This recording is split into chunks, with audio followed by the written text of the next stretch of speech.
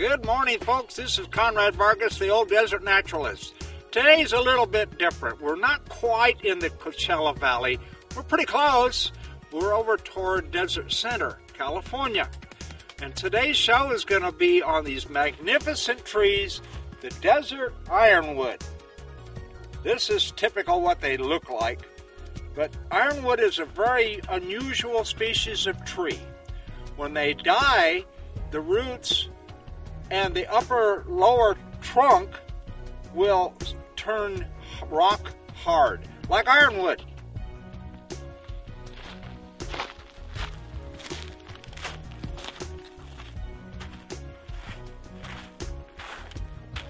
Right here we have an ironwood tree. This is after it's died. It turns a hard black. It's fantastic for campfires because it's brittle, but it's you try to cut this with an axe, you'll know that your axe is going to get dull in a hurry. Now, there is a state law against cutting this and transport it, so you can't take any of this home with you. They catch you with it, there's a big fine for taking ironwood from the desert because people are coming up and taking it home with them.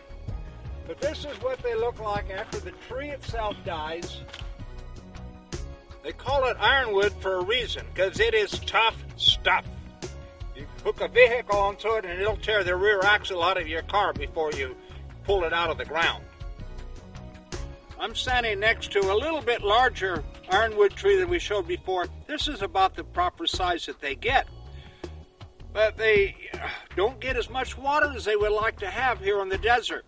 But now we're going to show you an ironwood tree from our front yard at home. Here's the ironwood we have in our own yard at the house.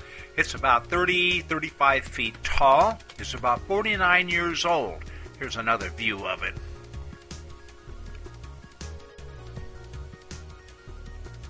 Here's a tree that's out in our yard. It's hard to see there, but it's about 15 foot tall, and it's just a baby. And the leaves, they're sorry there's no blooms because wrong time of the year.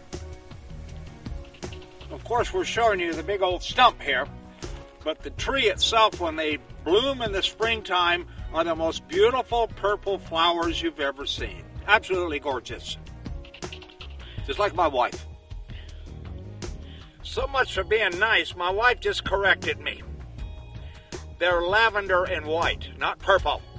So I have to believe my wife. I know she knows what she's talking about. And she is pretty. Then why are you carrying that big stick?